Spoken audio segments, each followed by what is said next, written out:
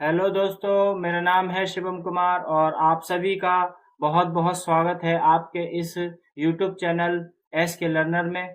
और आज हम स्टार्ट करने वाले हैं हमारी पहली क्लास इतिहास की, जो कि यूजीसी नेट टीजीटी पीजीटी के लिए होगी, इतिहास के लिए। और ये सारी कक्षाएं बिल्कुल फ्री होंगी, इसमें किसी प्रकार के कोई रुपए नहीं लिया जाएगा। दूसरी बात, सबसे अच्छी चीज बात यह है कि इसमें जो कुछ भी शुरू से लेके लास्ट तक पढ़ाया जाएगा, उसमें कोई भी सिलेबस में से कोई भी चीज नहीं काटी जाएगी। तो बिना समय गवाए हुए हम आज की क्लास स्टार्ट करते हैं। चलिए शुरू करते हैं। जैसे कि इतिहास के बारे में अगर हम बात करें, तो जब भी हम इतिहास पढ़ने बैठते हैं तो दोस्तों हमारे मन में कुछ प्रश्न आते हैं।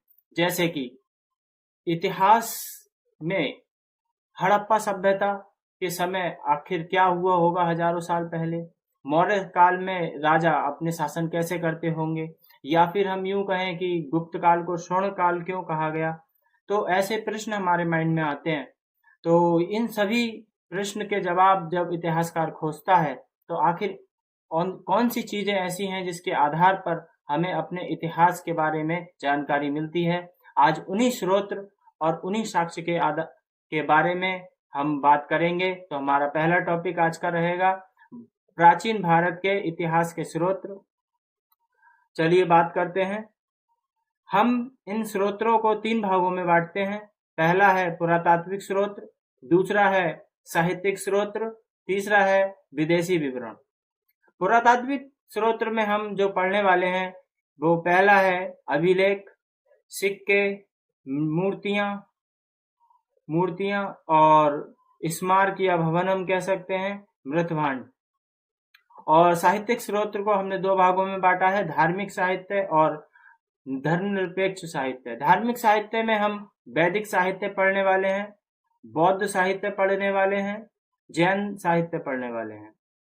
और धर्मनिरपेक्ष में जैसे अर्थशास्त्र और भी अन्य रचनाएं हैं, उनको हम विस्तार पूर्वक पढ़ेंगे। और विदेशी विवरण में यूनानी, रोमन, चीनी और अरबी जो यात्री और लेखक हुए, उनकी रचनाएं और उनके बारे में हम विस्तार पूर्वक से पढ़ेंगे। चलिए चलते हैं हम अगली बात पर। हमारा पहला सब टॉपिक है अभिलेख। क्या है अभिलेख? सबसे पहले बात करें अभिलेख क्या है। ये एक अभिलेख जो है एक स्तंभ पर लिखी हुई चीजें होती हैं, जैसे कि चट्टान, शिलालेख। इन पर जो लेख लिखे होते हैं उन्हें अभिलेख कहते हैं। सबसे पहला जो विदेशी अभिलेख हमें मिलता है वो बोगज कोई अभिलेख मिलता है मध्य एशिया, ईरान के क्षेत्र में, और इसका समय काल 1400 बीसी का पाया गया है। इसमें वैदिक देवी देवताओं का उल्लेख मिलता है, जैसे कि इंद्र, मित्र, वरुण, नासत्य। भारत में सबसे पहला जो अभिलेख हमको मिलता है वह अशोक का अभिलेख मिलता है। सच कहें तो जो अभी तक अभिलेख पाए गए हैं वो सबसे पहले और पुराने भारत में जो अभिलेख हैं वो अशोक के हैं। और उनका टाइम पीरियड जो है 300 बीसी के से स्टार्टिंग है। और उनमें जो लिपि मिलती है वो ब्रह्म लिपि हमें देखने को मिलती है। और जैसे कि मास्की, गुर्जरा, निट्टूर, उद्गोलम, इन सभी अभिलेखों में क्या मिलता है? इसमें मिलता है अशोक के नाम, उसका धर्म के बारे में, उसके राजस्व के बारे में, इन सारी चीजों के बारे में हमें जानकारी मिलती है।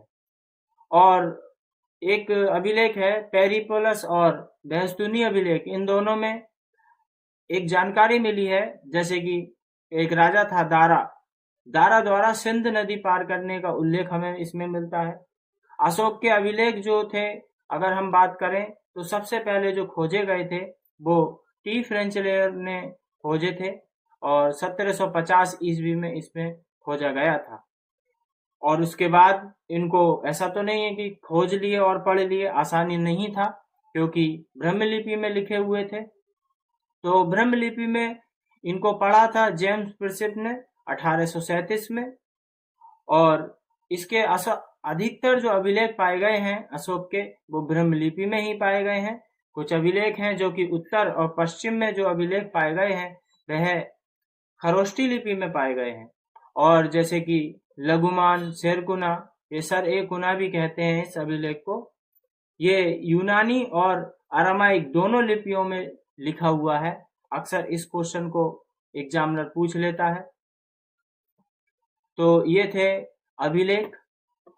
अब ये थे अशोक के समय के अभिलेख, मतलब मौर्य काल के। हमें मौर्य काल से अभिलेख मिल जाते हैं। तो अब बात करते हैं मौर्य काल के बाद के अभिलेख। अगर देखें तो सबसे पहला है जूनागढ़ अभिलेख, जो कि सौराष्ट्र गुजरात में स्थित है, गिरनार पर्वत पर। और यह शक शासक रुद्रदामन के प्रथम अभिलेख है। ये रुद्रदामन जो शासक था उसका प्रथम, इसमें जो है शुद्ध संस्कृत का अभिलेख है, इसमें शुद्ध संस्कृत पाई गई है और इसकी लिपि जो है वो ब्रह्मलिपि ही है। इसका समय काल 150 एडी, आसानी से याद कर सकते हैं, कोई दिक्कत नहीं है। रुद्रदामन ने महाक्षत्रप स्वामी चेष्टन के पुत्र जयदामन के लिए क्षत्रप उपाधि का इसमें वर्णन किया गया है। इसकी जो 12वीं पंक्ति है इसमें योद्धे और दक्षिणपति सतकर्णी का उल्लेख मिलता है। इसमें रुद्रदामन को इसमें अष्टराज प्रतिस्थापक कहा गया है। रुद्रदामन के व्यक्तित्व और प्रशासनिक जानकारी का भी उल्लेख हमें इसमें मिलता है। चंद्रगुप्त मौर्य के जो गवर्नर थे पुष्पगुप्त द्वारा सुदर्शन झील का निर्माण करने की जानकारी भी हमें इसमें से मिलती है। और अशोक के समय जो तुषास्क थे वो झील से नहरों का निर्माण कराने की इसमें जानकारी मिलती है। उसके बाद रुद्रदामन के बाद अगर हम देखें तो स्कंदगुप्त द्वारा सुदर्शन झील का पुनर्निर्माण किया गया, इसकी जानकारी हमें इसमें मिलती है। और इसमें रुद्रदामन के बारे में लिखा गया है कि वह वध न युद्ध के अलावा वह कोई भी वध ना करेगा, ऐसी प्रतिज्ञा का उल्लेख हमें इसमें मिलता है। तो ये मौर्योत्तर काल के अभिलेख थे। कुछ अभिलेख हैं, देखते हैं कालखंड के अनुसार अभिलेखों की भाषा क्या रही। जैसे कि गुप्त काल से पहले के जो भी अभिलेख हैं वो प्राकृतक भाषा में पाए गए हैं, अमूमन प्राकृतक भाषा में गए हैं। लघुमान और शेरकुना आपने देखे कि यूनानी और अरामाइक लिपि में थे। ऐसा नहीं है कि सभी प्राकृतिक भाषा में थे, लेकिन ज्यादातर प्राकृतक भाषा में हमें पाए गए हैं। और गुप्त काल और गुप्तोत्तर काल की बात करें, यानी गुप्त काल और गुप्त काल के बाद का जो समय था उसमें ज्यादातर जो अभिलेख मिले हैं हमें संस्कृत भाषा में हमें मिलते हैं। जिसमें कि एक अभिलेख है हेलियोडोरस का अभिलेख, जो कि शुंग काल का राजा था। यवन राजदूत था ये हेलियोडोरस। उसका वैष्णव अभिलेख है, विदिशा में पड़ता है, जो कि मध्य प्रदेश एमपी में है। गरुड़ स्तंभ है इसमें स्वयं को परम भागवत कहा है इस राजा ने। इसका मतलब यह है कि भागवत धर्म उस वक्त प्रचलित था, उसकी जो समाज में प्रतिष्ठा थी सबसे ज्यादा थी, ये इसका मतलब निकालते हैं इतिहासकार, और इस शुंग काल का है। अगला है ऐरण अभिलेख, जो कि गुप्त काल का है। सती प्रथा का पहला लिखित साक्ष्य इसमें मिलता है, ऐरण अभिलेख। अक्सर ये एग्जाम में पूछ लिया जाता है। अगला है वराह प्रतिमा, हूण शासक जो तोरमण का वर्णन करती है। सबसे ज्यादा जो अभिलेख हमें मिलते हैं वे मैसूर से मिलते हैं, इसको ध्यान में रखिएगा। चलिए बढ़ते हैं, एक बहुत ही ज्यादा महत्वपूर्ण अभिलेख हम कह सकते हैं, ये बहुत ही ज्यादा पूछी जाती है, प्रयाग प्रशस्ति, समुद्रगुप्त की प्रयाग प्रशस्ति। इसके जो रचयिता थे हरिसेन थे। हरिसेन द्वारा लिखित समुद्रगुप्त की प्रयाग प्रशस्ति में सैन्य अभियानों का वर्णन दिया है। हालांकि इसमें केवल सैन्य अभियानों का वर्णन नहीं है, इसके अलावा भी बहुत सारी चीजें हैं। चलिए देखते हैं इसको विस्तार से, इसको बहुत डिटेल में पढ़ने वाले हैं क्योंकि बहुत ज्यादा इम्पोर्टेंट है। देखिए, पढ़ाई करने के लिए जरूरी नहीं है कि बहुत सारा पढ़ा जाए। अगर आपको यूजीसी नेट, टीजीटी, पीजीटी, हालांकि ये जो बैच है वो मैंने जीआरएफ के लिए भी बनाया है, क्योंकि मैंने भी नेट की परीक्षा पास की है, तो मुझे पता है कि किस तरीके से पढ़ा जाए, क्या पढ़ा जाए, क्या छोड़ा जाए। तो ज्यादातर जो पढ़ने के लिए जरूरी होता है वो हमें अपने सिलेबस के अनुसार पढ़ना होता है। जो भी मैं पढ़ाऊंगा सिलेबस के टू द पॉइंट पढ़ाऊंगा, उससे फालतू नहीं पढ़ाऊंगा। ज्यादा पढ़ने से कोई एग्जाम क्लियर नहीं करता। हाँ, सही चीज ही पढ़ने से और सही लिमिट में पढ़ने से ही एग्जाम क्लियर होता है। तो सीरियस होकर सारी क्लासें चलेंगी, ऐसा नहीं है कि आप लोगों का टाइम वेस्ट होगा। कंटेंट बिल्कुल एक नंबर का होगा, आप देख सकते हैं। और शुरू से लास्ट तक का पूरा कोर्स कराया जाएगा जो कि बिल्कुल फ्री है। आजकल यूट्यूब पे आपको नहीं मिलेगा ऐसा, चाहे तो आप खोज सकते हैं, कहीं ना कहीं आधा अधूरा दे दिया जाएगा, कहीं कंटेंट बहुत स्लो होगा बिल्कुल बच्चों वाला। जबकि ये कितना कठिनाई स्तर का एग्जाम है वो आप खुद ही समझते हैं। तो सीरियस लोग इससे जुड़े, और अगर आप हमारे चैनल को सब्सक्राइब कर लें तो बहुत ही बढ़िया बात है, और लोगों को बताएं, और आप भी इससे बने रहें और हर दिन क्लास लें और उसको रिवीजन डेली के रूप से करिएगा। ठीक है, चलिए पॉइंट पर आते हैं। इसके जो रचनाकार थे और भाषा और शैली के बारे में बात करें, देखिए पहली बात तो ये सबसे प्रमाणिक और साहित्यिक और प्राथमिक और पुरातात्विक, ये मैंने क्या क्या कह दिया, चलिए दोबारा सुनते हैं। प्रमाणिक मतलब सबसे ज्यादा प्रमाणित, एक प्रमाणित साक्ष्य है। और प्राथमिक साहित्यिक है, मतलब पहला, आपने पढ़े होंगे प्राथमिक द्वितीयक जो साक्ष्य होते हैं, साहित्य होते हैं। प्राथमिक जो पहले होते हैं, द्वितीय में हमारी बुक वगैरह आ जाती हैं। पुरातात्विक मतलब आप जानते ही हैं, कोई फिजिकल चीज, पत्थर वगैरह शिलालेख पे जो लिखी हुई होती है वो पुरातात्विक वस्तुएं होती हैं। ठीक है, तो एक ऐसा साहित्य है। इसके लिए देखिए एक नाम और दिया जाता है, दिग्विजय। थोड़ा दिख नहीं रहा है यहाँ पर, दिग्विजय, दिग्विजय अभिलेख भी कहते हैं। दिग्विजय अभिलेख क्यों कहते हैं इसको?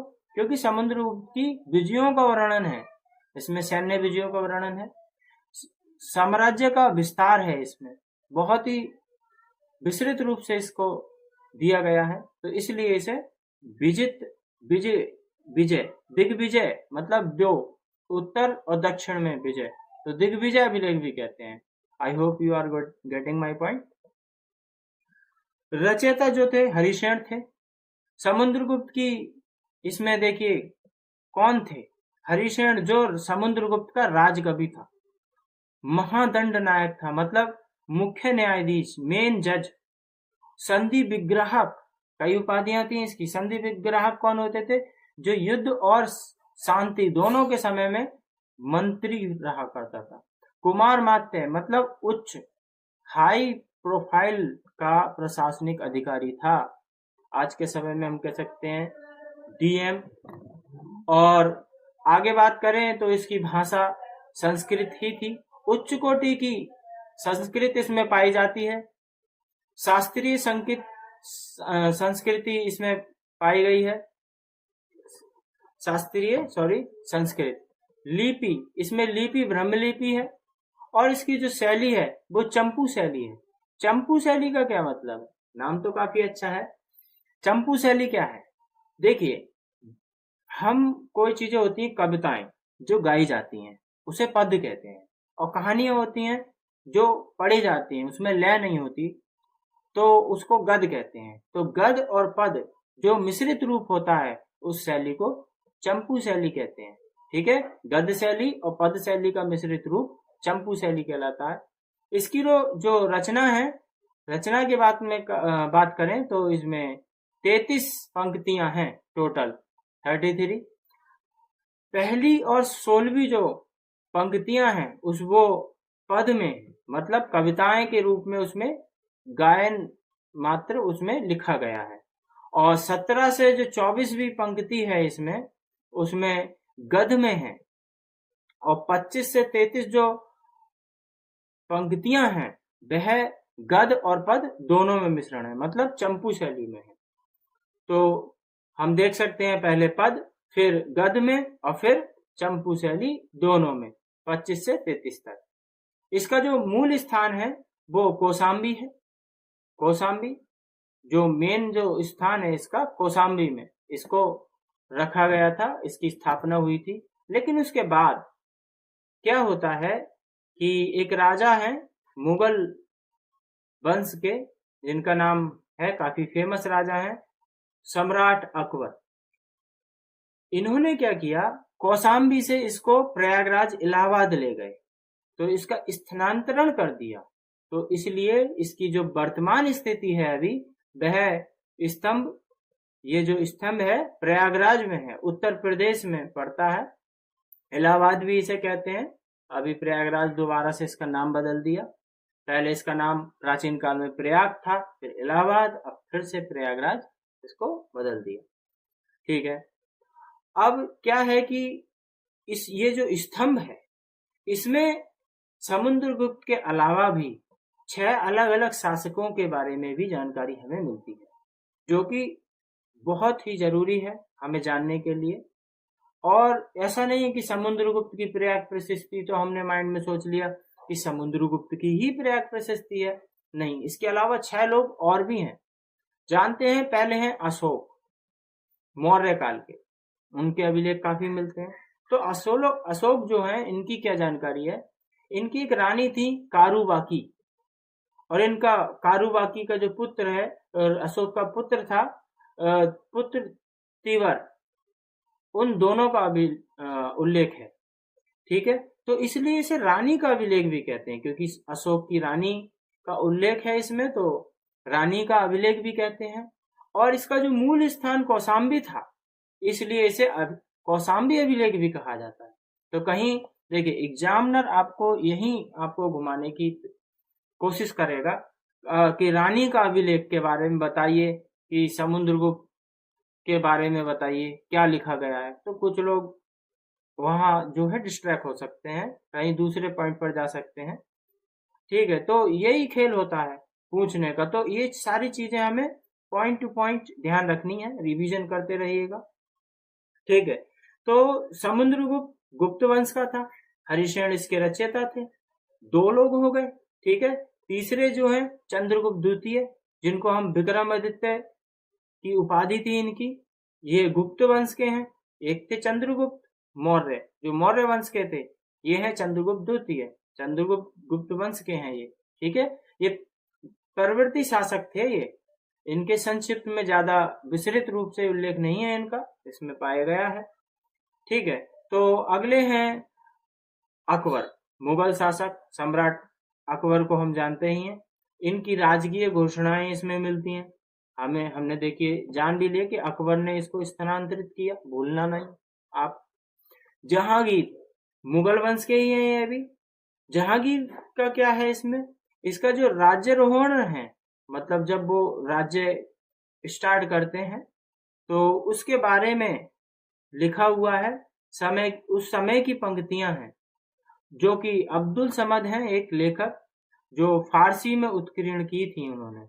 ठीक है। और है बीरबल, आप लोग जानते होंगे, अकबर का ये नवरत्न में एक शामिल था, ये नवरत्न में से एक रतन था। इसकी बीरबल की यात्रा इसमें दी गई है। ठीक है। तो आप भूलिएगा मत, ये सारे लोग हैं। एक बार फिर से, अशोक समुद्रगुप्त गुप्त वंश के, चंद्रगुप्त द्वितीय विक्रमादित्य गुप्त वंश के, अकबर मुगल वंश के, जहांगीर मुगल वंश के, और बीरबल। अब जानते हैं कि इसमें विजय जो दे रखी हैं, सैन्य विजय जो दे रखी हैं, वो कौन कौन सी हैं। तो अगर विजयों की बात करें, तो इसमें 5 श्रेणियों में इसको विभाजित किया गया है। प्रमुख 5 चरण कौन से हैं, हरिश्रेणी ऐसी कौन कौन सी। इन विजयों को भौगोलिक और राजनीतिक आधार पर इनको 5 भागों में बांटा है। पहला है आर्यव्रत, दूसरा है दक्षिणापथ, तीसरा है आर्यवर्त, और तीसरा है आठविक।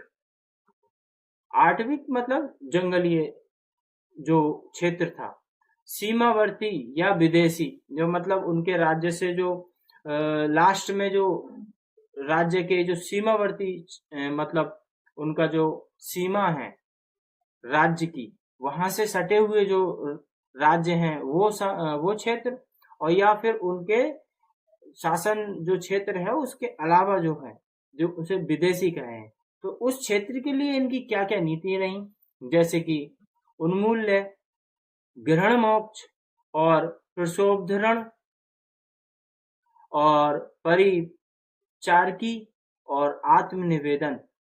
चलिए जानते हैं कि करके कि ये क्या है। आर्यव्रत की बात करें तो इसमें प्रथम जो युद्ध दिया गया है आर्यव्रत का, वो पंक्ति 13 से 14 में दिया गया है। समुद्रगुप्त के उत्तर भारत में 3 राजाओं को पराजित करने का इसमें उल्लेख है, और जो राजा हैं वो हैं अच्युत, नागसेन और गणपति नाग। ये 3 राजाओं की जानकारी इसमें हमें मिलती है। अगले हैं दक्षिण भारत के 12 राज्य। देखिए मैंने बताया था उत्तर में और दक्षिण में, तो 12 राजाओं को हराया था दक्षिण में। तो दक्षिणपथ हमने देखा कि दक्षिणापथी कहा गया था उसे। तो दक्षिणापथ का अभियान जो है 19 से 20वीं पंक्ति में दिया गया है। इसमें जो नीति अपनाई गई थी, ग्रहण मोक्ष अनुग्रह, ये बहुत जरूरी है, इसको ध्यान में रखिएगा। इसका मतलब होता है शत्रु को बंदी बना लेना, मतलब ग्रहण कर लेना, उसको अपने अंडर में कर लेना, फिर उसके ऊपर दया करके उसे मुक्त कर देना, और उसका जो राज्य है उसको वापस लौटा देना, और उससे टैक्स लेना, मतलब कर लेना। वो उसके अधीनस्थ उसके राज्य करता था और टैक्स देता रहता था। तो प्रमुख जो पराजित जो राजा थे वो कौन कौन से थे? देखिए पहले थे महेंद्र जो कौशल के थे, व्याघराज जो महाकांतार के थे, मंटकराज जो कोरल के थे, महेंद्रगिरी, पृष्ठपुर, स्वामी दत्त कोट्टूर और दमन, एरेडबल और विष्णुगोप, कांची पल्लव वंश के थे ये, नीलराज, अबुमुक्त, हस्तिवर्मन बेंगी वंश के, उग्रसेन, पालकक और कुबेर देवराष्ट्र और धनंजय कुस्थलपुर। तो ये राजा थे। अब जानते हैं आर्यव्रत की जो दूसरी जो युद्ध है हमारी युद्ध है उसके बारे में जानते हैं। आर्यव्रत का दूसरा युद्ध पंक्ति 23 में दे रखा है। ठीक है, समुद्रगुप्त ने उत्तर भारत में 9 राजाओं को पराजित किया, पूरी तरीके से उखाड़ फेंक दिया उन्हें। जो नीति अपनाई गई थी वो प्रशोभधरण बलपूर्वक उखाड़ फेंकने की नीति थी ये। इसमें 9 राजाओं को पराजित किया था। रुद्रदेव, मतिल, नागदत्त, चंद्रवर्मा, गणपति नाग, नागसेन, अच्युत, नंदी और बलवर्मा। 8वीं राज्यों की विजय जो दे रखी है पंक्ति 21 में, क्या दे रखी है? देखिए जंगली इलाका है, ठीक है, जो कि विंध्य क्षेत्र के जो जनजाति थी उन पर इसमें पराजय के लिए अपनाया गया था। होता क्या था, ये जो नीति है परिचार कीर्ति नीति अपनाई गई थी। इसमें अपना सेवक या दास बना लिया जाता था बस। और जो प्रत्यंत मतलब सीमावर्ती क्षेत्र था या विदेशी राज्य थे उसमें पंक्ति 22 और 23 में दे रखा है, जैसे कि समतट, दबाक, कामरूप, नेपाल, कृतपुरु।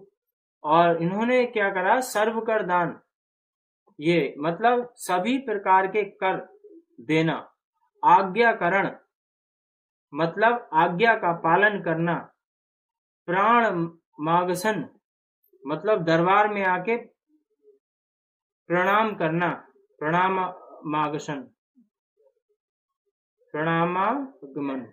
मतलब प्रणाम करना, इस नीति को अपनाया गया था। विदेशी राज्यों के जो देवपुत्र शाही यानी कुषाण, शक और सिंघल जैसे कि श्रीलंका, इनके ऊपर इनको अप्लाई किया गया था। आत्मनिवेदन, ये आत्मनिवेदन क्या है? मतलब खुद को समर्पित करना। ठीक है, कन्यो उपायन, अपनी पुत्रियों का विवाह गुप्त कुल से करना। और गरुत्म कंदम मतलब स्व विषय, भुक्ति शासन याचना मतलब शासन के गरुड़ के छाप के, मतलब जो गरुड़ झंडा था उसके अंडर में गुप्त फरमान के जरिए अपने शासन करना। ठीक है, तो ये नीतियां थी इसको। अब समुद्रगुप्त की जो उपाधि और उसका जो व्यक्तित्व संबंधी तथ्य हैं उनको जानते हैं। ठीक है, तो अगली आती है हमारी रैक्स प्रशस्ति में केवल युद्धों का वर्णन नहीं करती है, बल्कि व्यक्तिगत प्रतिभा भी इसमें दिखाई देती है। जैसे कि कविराज, समुद्रगुप्त को कविराज कहा गया है इसमें 27वीं पंक्ति में, क्योंकि इसने अनेक काव्य ग्रंथों की रचना की थी और संगीत में उसकी गहरी रुचि थी। इसको बीड़ा बजाते हुए इनके सिक्कों पर दिखाया गया है। ठीक है, यहाँ सिक्कों की बात नहीं कर रहे हैं, आगे जाके बात करेंगे। संगीत प्रेम, इसमें उल्लेख है कि संगीत ज्ञान से नादर और तुम्बरू को भी इन्होंने बहुत ज्यादा हराया था, बुरी तरीके से लज्जित कर दिया था। धार्मिक व दानशीलता, उसे धर्म प्राचीर बंधन मतलब धर्म की प्राचीर दीवार को बांधने वाला कहा गया इसमें। और कृत्यार्थ परशु मतलब यमराज का कुल्हाड़ा कहा गया है इसमें। उदारता अगर देखें तो इसमें सैकड़ों जो गाय थी उनको दान करने वाला इनमें कहा गया है। स्वर्ण दान करने वाला इसमें कहा गया है। असहायों का सहारा बताया गया है इसमें। देवताओं की भी इससे तुलना हुई है, इतना महान था कि देवताओं से भी इसकी तुलना की गई। कौन कौन से देवताओं से इसकी तुलना की गई? देखिए, धनपति कुबेर, धन के जो देवता हैं कुबेर से इनकी तुलना की गई। इंद्र से जो शक्ति के देवता हैं, और जो कृतात मतलब यमराज को कहते हैं जो दंड देने के देवता हैं, और वरुण जो जल के देवता हैं। इन 4 देवताओं से समुद्रगुप्त की तुलना की गई थी। अन्य जो महत्वपूर्ण ऐतिहासिक जो तथ्य हैं वो जानते हैं। समुद्रगुप्त की प्रयाग प्रशस्ति में जो अश्वमेध ने जो यज्ञ किया था, समुद्रगुप्त ने जो अश्वमेध यज्ञ किया था वो उसका उल्लेख इसमें नहीं है। क्यों? ऐसा क्यों? क्योंकि ऐसा इसलिए कि ये जो प्रयाग प्रशस्ति थी ये उत्कीर्ण करवा दी थी अश्वमेध यज्ञ होने से पहले। उसके बाद अश्वमेध यज्ञ किया गया, इसलिए इसमें जानकारी नहीं मिलती है। अगला जो बात करते हैं उत्कीर्ण के बारे में, जो जिसने इसको उत्कीर्ण किया उस कारीगर का नाम था तिलभट्ट। इसका नाम याद रखिएगा। भारत का नेपोलियन, बीएन स्मिथ ने इनको भारत का नेपोलियन कहा है, जो कि प्रसिद्ध ब्रिटिश इतिहासकार थे। क्यों कहा है?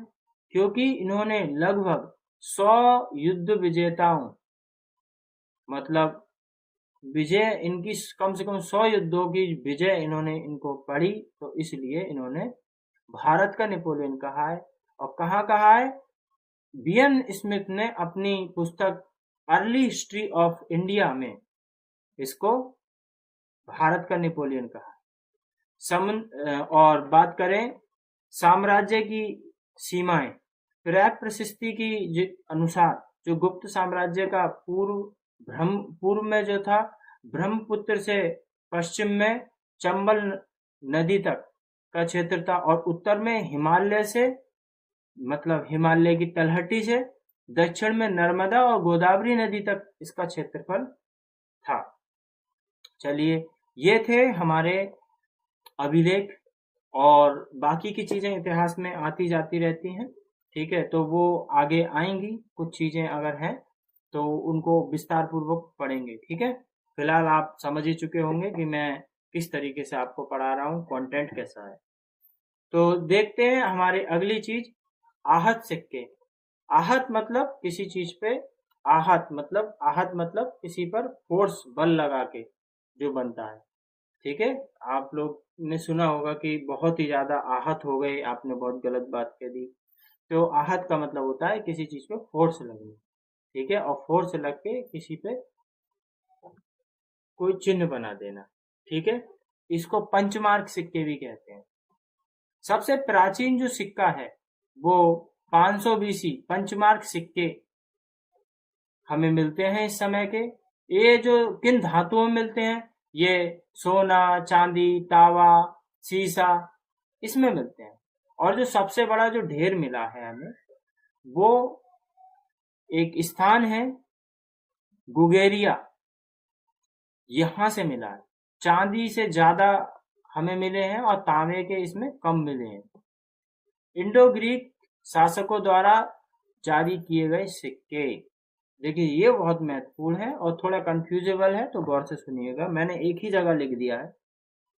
देखिए, जब भी आपसे पूछा जाए कि सबसे पहले मानक सिक्के किसने जारी किए, तो यूनानी यानी इंडो ग्रीक। सबसे पहले सोने के सिक्के किसने जारी किए, इंडो ग्रीक। सबसे पहले लेख युक्त सिक्के किसने जारी किए, इंडो ग्रीक। सबसे पहले राजा रानी, देवी देवताओं के चित्र वाले सिक्के किसने जारी किए, इंडो ग्रीक ने।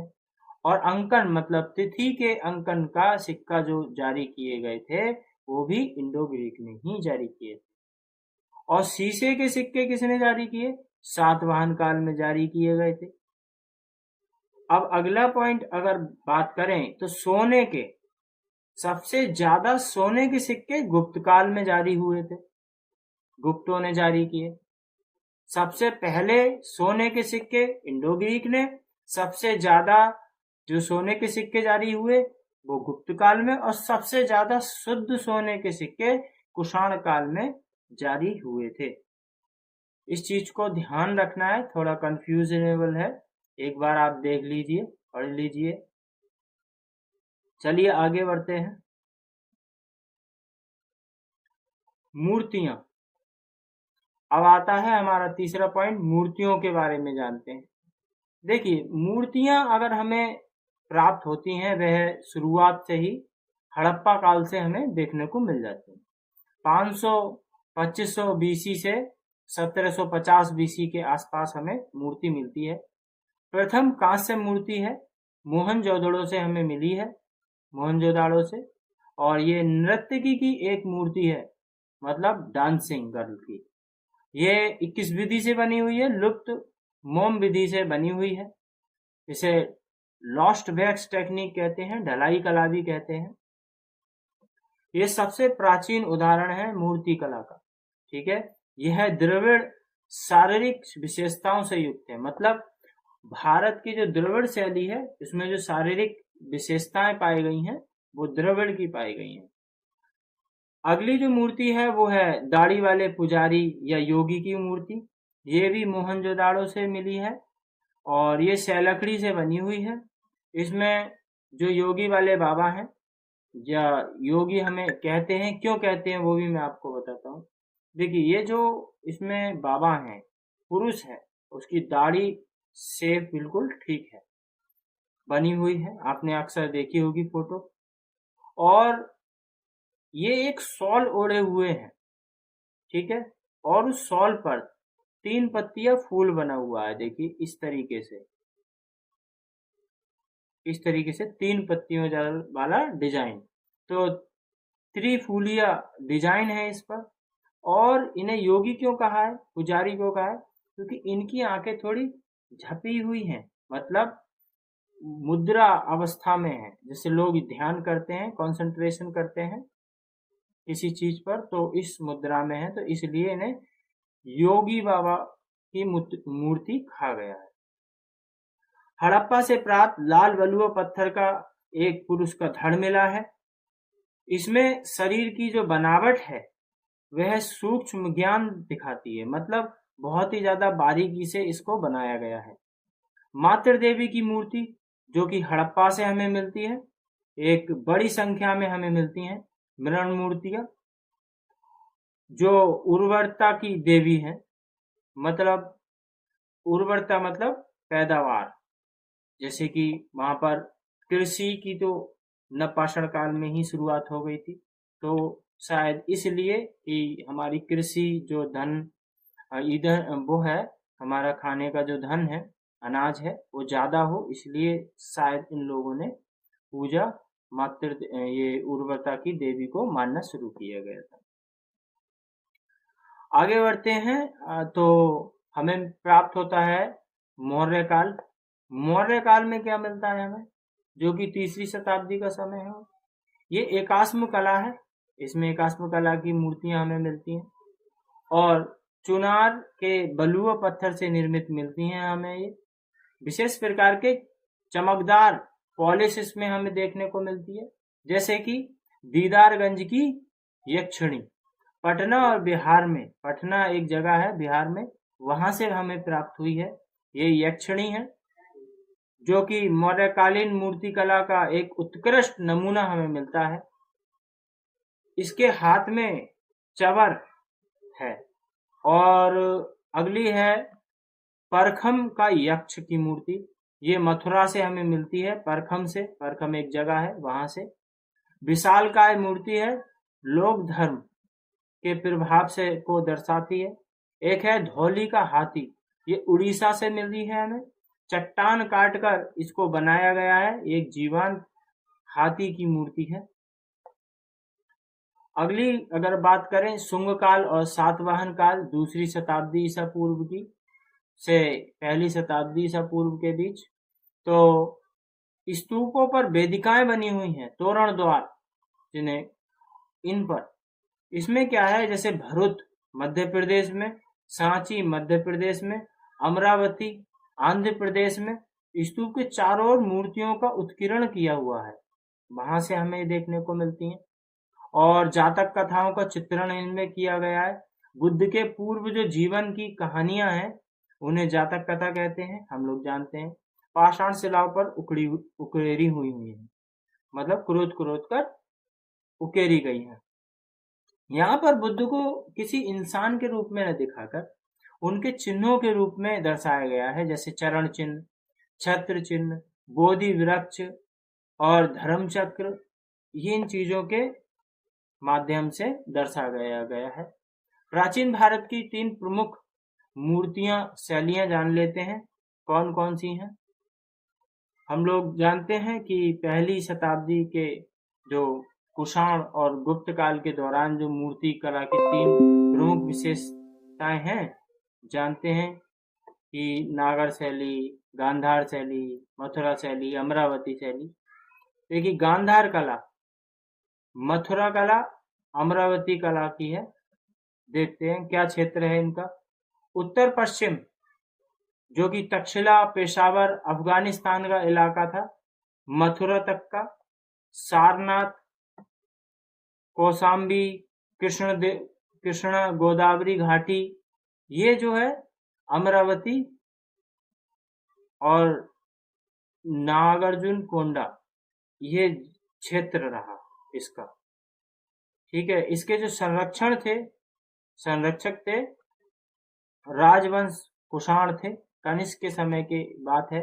गुप्त शासन, ये गुप्त सातवाहन वंश और इक्ष्वाकु, इस समय इनको संरक्षण मिला।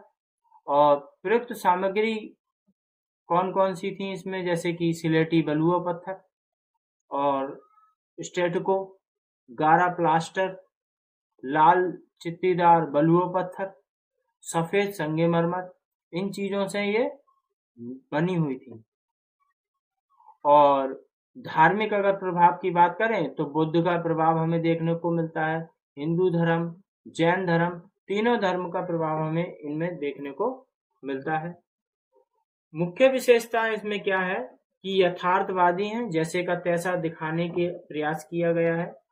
घुंघराले बाल हैं।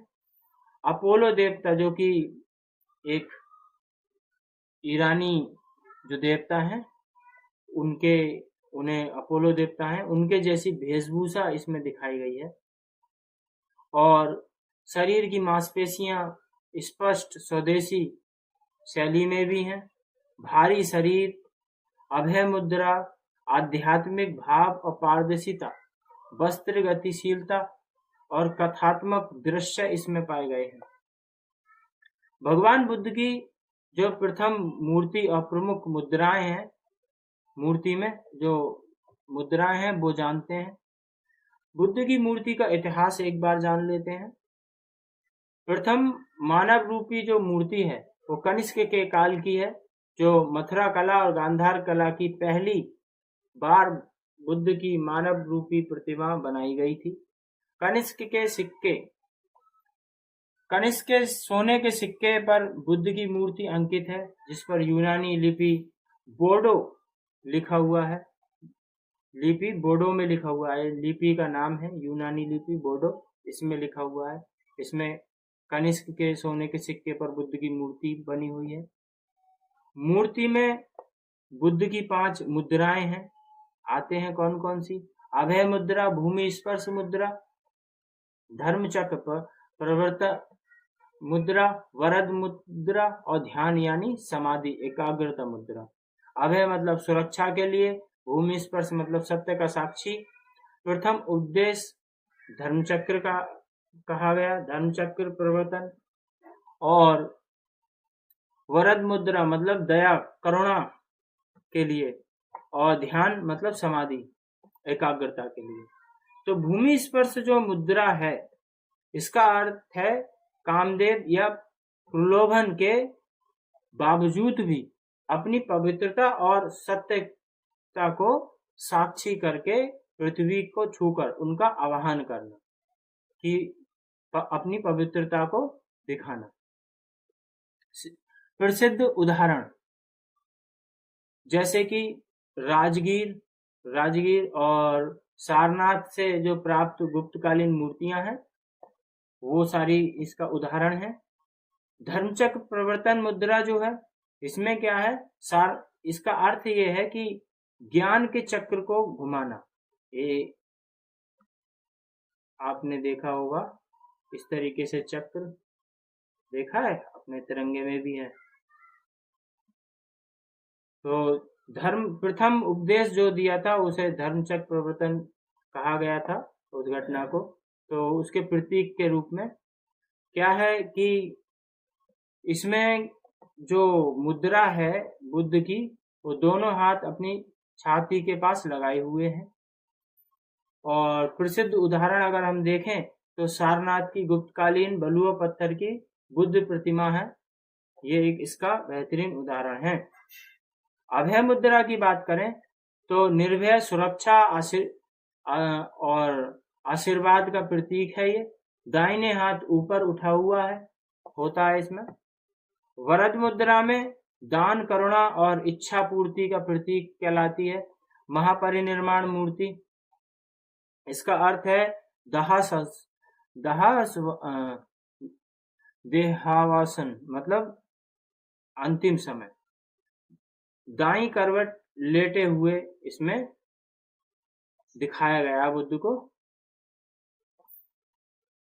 और प्रसिद्ध जो उदाहरण है कुशीनगर का ये महापरिनिर्वाण मंदिर और अजंता की गुफा संख्या 26 की विशाल लेटी हुई मूर्ति इसमें मिलती है उसी अवस्था में, एक बहुत अच्छा उदाहरण है। हिंदू देवी देवताओं का प्राचीनतम मूर्तियां अगर हम बात करें हिंदू देवी देवताओं की, तो प्रथम मूर्ति जो है कुषाण काल की है, हमें मथुरा शैली में मिलती है। मतलब जो बौद्ध मूर्तियां हैं वो पुरानी हैं। पहली बार हिंदू देवी देवताओं की मूर्तियों का व्यापक रूप से बननी शुरुआत हुई कुषाण काल में। शिव की मूर्तियां बनी, ठीक है, जैसे कि शिवलिंग, मुखलिंग, और ये मथुरा कला में एक मुखलिंग, चतुर्मुखलिंग की जो प्राचीनतम मूर्तियां मिली हैं हमें, जैसे कि नटराज चोलकालीन है ये। और तमिलनाडु कांस्य नटराज की मूर्ति हमें धातु कला में हमें देखने को मिलती है। शिव को तांडव करते हुए इसमें दिखाया गया है, ब्रह्मांडीय चक्र के रूप में दर्शाया गया है। पैर के नीचे अपस्मार पुरुष जो कि अज्ञानता का प्रतीक है, राक्षस ही होगा, राक्षस का प्रतीक पैर के नीचे दबा हुआ है। उदासीन या उमा महेश्वर, गुप्त काल में शिव पार्वती की युगल मूर्ति बनने की शुरुआत हुई। विष्णु की मूर्ति की बात करें तो चतुर्भुजी विष्णु की मूर्तियां इसमें कुषाण काल से स्टार्ट हुई थी। विष्णु की 4 भुजाओं वाली मूर्ति है ये, जैसे कि शंख, चक्र, गदा और पद्म मतलब फूल, ये चारों हाथों में है इस मूर्ति में। वराह अवतार की मूर्ति देखते हैं। उदयगिरी गिरी के जो गुफाएं हैं उसमें गुफा संख्या 5 में गुप्त सम्राट चंद्रगुप्त द्वितीय के समय, यानी विक्रमादित्य उनकी उपाधि थी, वही वाले हैं ये, के समय जो विशालकाय वराह अवतार की मूर्ति हमें मिलती है। और देवगढ़ का 10 अवतार मंदिर जो कि झांसी में स्थित है, इसमें विष्णु को शेष शैया पर लेटे हुए क्षीर सागर में अनंत नाग पर विश्राम करते हुए दिखाया गया है। आपने वो पोस्टर भी अक्सर देखा होगा। दुर्गा महिषासुर मार्दनी मतलब महिषासुर का वध करने वाली। कुषाण और गुप्त काल से महिषासुर का वध करती हुई इसमें है। अष्टभुजाकार दुर्गा की मूर्ति है, ये मथुरा से मिलती है, भिटारी से प्राप्त हुई है। और सप्त मातृकाएं, गुप्त काल में ये 7 मात्र शक्तियों के बारे में जानते हैं। कौन कौन थी ये? ब्राह्मणी, माहेश्वरी, कौमारी, वैष्णवी, वरही, इंद्रणी, चामुंडा की मूर्तियां पूजा शुरू हो गई थी उस वक्त। जैन मूर्ति कला की बात करें तो इसमें प्राचीनतम जो जैन मूर्ति है वो लोहानीपुर पटना बिहार से प्राप्त हुई है। प्राप्त जो मौर्यकालीन ये मुद्रा की टोन्स धड़ मूर्ति को भारत की प्राचीनतम जैन मूर्ति माना गया है। ये एक नग्र कायोत्सर्ग मुद्रा में है ये, इसकी टॉर्सो मतलब धड़ की मूर्ति है ये सबसे प्राचीन है। तीर्थंकरों की जो पहचान देखते हैं, क्या पहचान है? जैन मूर्तियों के वृक्ष स्थल पर जैसे श्रीवस्त्र का चिन्ह होता था, नीचे उनके प्रतीक चिन्ह होते थे, जैसे ऋषभदेव का बैल, पार्श्वनाथ का सर्प मतलब सांप, महावीर का सिंह। और अगली बात करें तो आयागपट, मथुरा की जो कंकाले टीले से प्राप्त हुए हैं पत्थर के वर्गाकार पट्टियां, जिन पर जैन तीर्थंकरों के जो शुभ चिन्ह उत्कीर्ण हैं, जैसे गोमटेश्वर बाहुबली की विशालकाय प्रतिमा, ये श्रवणबेल गोला कर्नाटक से मिलती है। इसका जो निर्माता है गंग वंश के जो मंत्री थे चामुंडराय, 981 ईस्वी में इसे बनाया गया था। इसकी विशेषता यह है कि ये एकास्म पत्थर से बनी हुई है, ग्रेनाइट पत्थर को काट कर बनाई गई है, मतलब एक ही पत्थर को काट के बनाई गई है। 57 फीट ऊंची प्रतिमा है, ये मूर्ति है। 12 वर्ष में महामस्तकाभिषेक आयोजित होता था। ये हर 12 वर्ष में इसका महामस्तकाभिषेक आयोजन होता था। धातु एवं कांस्य मूर्तियों की बात करें तो सुल्तानगंज की जो बुद्ध प्रतिमा है बिहार के भागलपुर जिले में सुल्तानगंज से हमें प्राप्त होती हैं। 7.5 फीट ऊंची कांस्य प्रतिमा है जो कि गुप्त काल की 5वीं शताब्दी की है। वर्तमान में ये बर्मिंघम म्यूजियम जो कि यूके में है वहां पर अभी स्थित है। नालंदा एवं कुरकिहार बिहार की कांस्य मूर्ति, ये कौन सी मूर्ति है जानते हैं? पाल शासक देवपाल धर्मपाल के समय धीमान और उनके पुत्र बिटपाल प्रसिद्ध कांस्य ढलाई कलाकार थे, उन्होंने बनाई थी। चोल कांस्य मूर्तियां जो कि तमिलनाडु से मिली, जो 9वीं से 13वीं शताब्दी के दौरान दक्षिण भारत में चोल काल में संसार की सर्वश्रेष्ठ कांस्य मूर्ति जैसे नटराज, शिव पार्वती और अलवार, नैनार संत लुप्तमोम विधि से बनाई गई हैं। और इतिहास के पुनर्निर्माण में मूर्तियों का जो योगदान है वो क्या रहा जानते हैं। काल निर्धारण में इसका बहुत ज्यादा योगदान रहा इतिहास में। जैसे पॉलिस के आधार पर तिथियां एवं ऐतिहासिक युगों का निर्धारण हो चुका कि पॉलिस जो थी वो किस समय, इस आधार पे कि ये बाद की है, पहले की है, कब कौन सी शैली प्रचलित में थी, कब किस की शुरुआत हुई, तो काल निर्धारण के लिए बहुत ही ज्यादा महत्वपूर्ण रहती हैं।